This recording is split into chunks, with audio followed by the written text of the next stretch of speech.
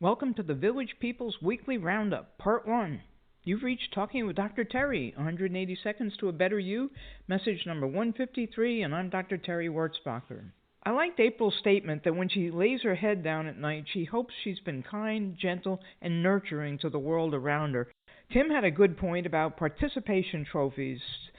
He said that so often these kids get nothing in the way of praise or encouragement from their parents or other people in their life, so if the trophy can give them a tiny piece of confidence and caring, he's all for it. And that was a great point, Tim.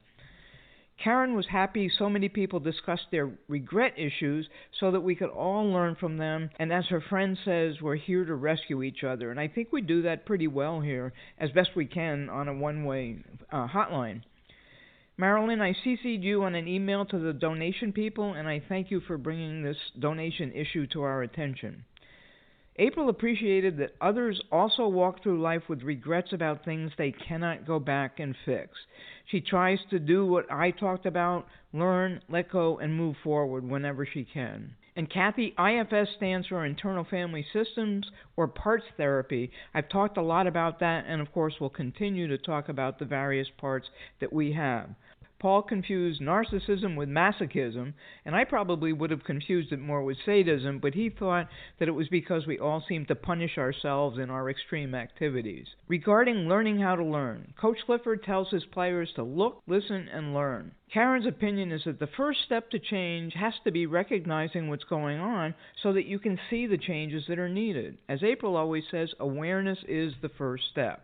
Tim talked about how winners always look at their not winning as learning experiences, not as losing. He also talked about Frank Betker's book about sales and gave me twice, thank goodness, an example of how Frank breaks things down so that he thought of every action he took had a value, a monetary value. It was a great discussion, Tim. April's comment gave me an opening to talk more about IFS. You know I always like those openings.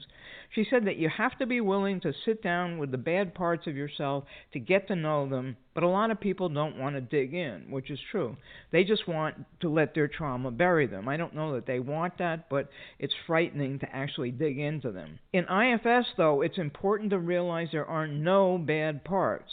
There are parts that have coping mechanisms that are not great and often destructive, but those are just burdens that the parts carry. It's not the parts themselves, and the part is not bad. So just as doctors get criticized for saying the gallbladder in room 3, implying that a patient is just their wounded or ill body part, these parts are good, but they are just carrying burdens that we might consider bad.